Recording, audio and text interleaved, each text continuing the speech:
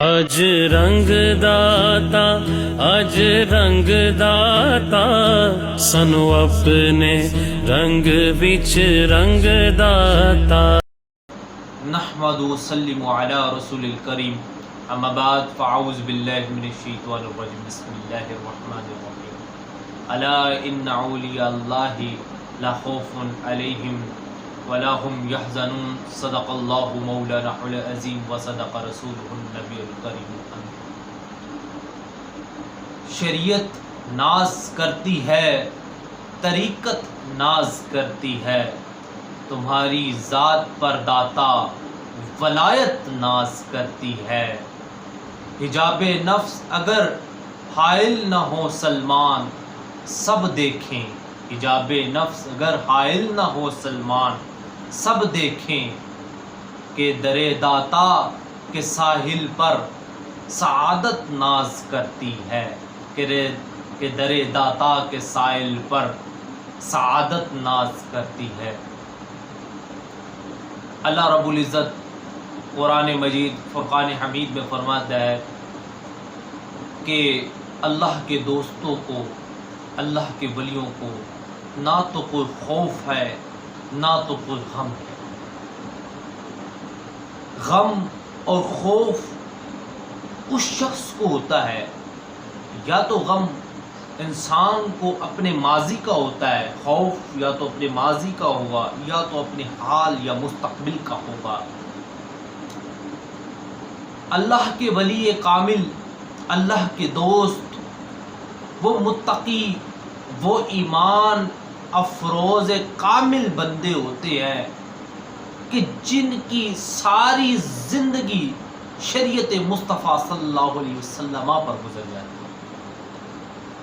اس لیے اللہ رب العزت قرآن میں ان بندوں کے لیے فیصلہ فرما دیتا ہے کہ نہ تو ان کو کوئی غم ہے اور نہ ہی انہیں کوئی خوف ہے۔ وہ کون لوگ ہیں؟ وہ لوگ ہیں جن کو دیکھ کر اللہ یاد آ جاتا ہے۔ اللہ اکبر۔ انہی میں سے ایک ہستی جنہوں نے افغانستان سے، غزنوی سے آ کر لاہور کو اپنا مسکن بنایا، آج آپ کا دربار لاہور میں مرج خلائق بنا ہوا ہے اور تمام افراد وہاں سے لنگر حضور نبی اکرم صلی اللہ علیہ وآلہ وسلم حاصل کر رہے ہیں۔ حضرت علی بن عثمان حجویری المعروف داتا گنج بخش جلابی حجویری رحمت اللہ علیہ، آج آپ کا 979 عرس مبارک ہے۔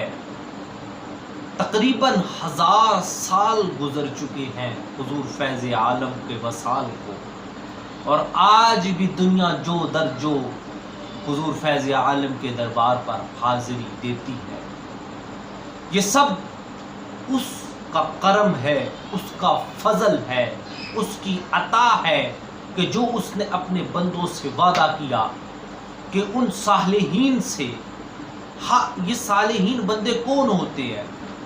عام بندوں میں سے وہ چند خاص بندوں کو چن لیتا ہے، ان کے دل قلوب اور ان کے تقوی ایمان کو چن لیتا ہے۔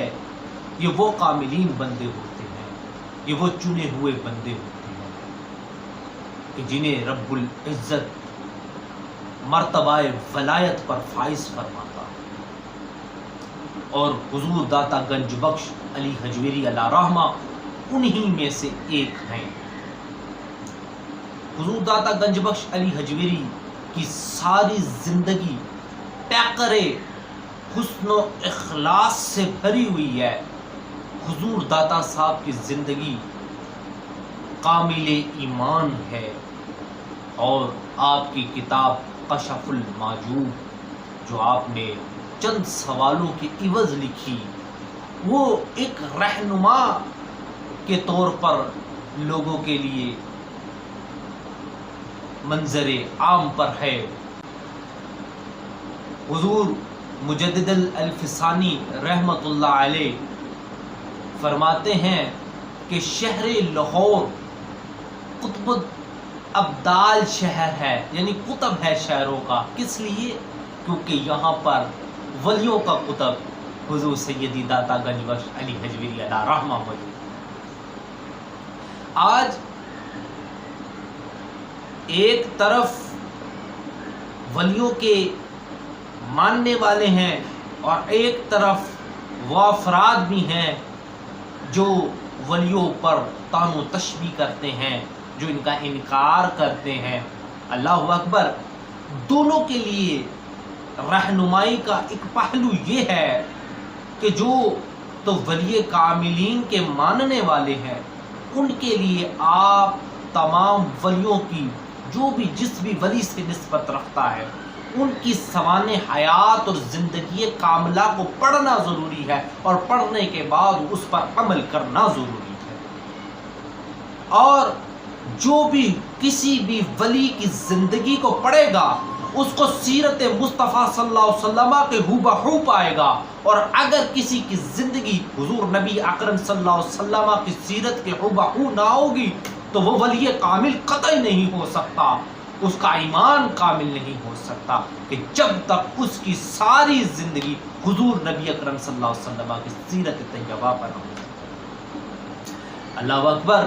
اور دوسری طرف ان منکرین، ان نہ ماننے والے جو ولیوں کا انکار کرتے ہیں، ان کے لیے یہ پہلو ہے کہ وہ نہ تو ولیوں کی زندگی کو پڑھتے ہیں اور نہ ہی ان کے فرمودات پر عمل کرتے ہیں، باقاعدہ صرف زائرین کی ان سے محبت اور عقیدت دیکھ کر نفرت اس ولی کامل سے شروع کر دیتے ہیں.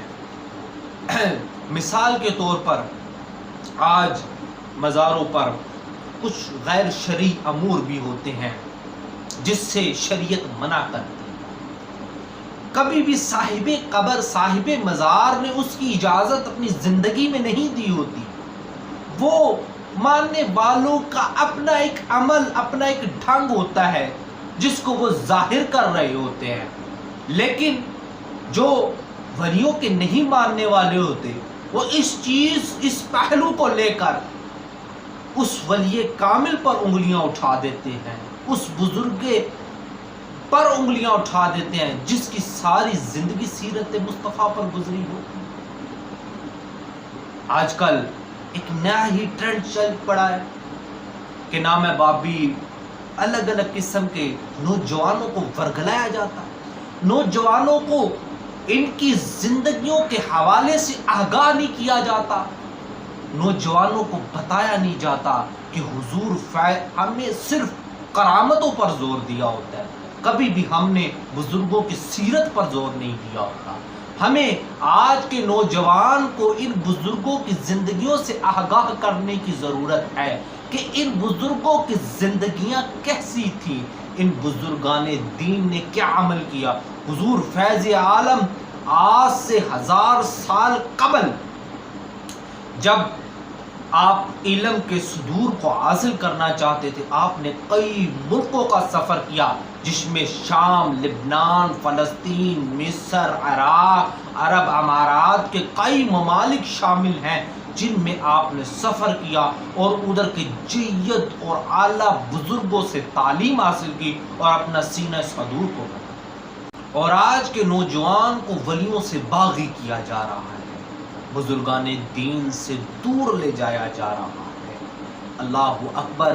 یہ تو وہ تھے جنہوں نے ایک امت کو جوڑ کر رکھا، جنہوں نے تو اخلاص محبت کا پیکر دیا، جنہوں نے تو دین اور شریعت پر عمل کر کے اور کروا کر دکھایا. اللہ اکبر.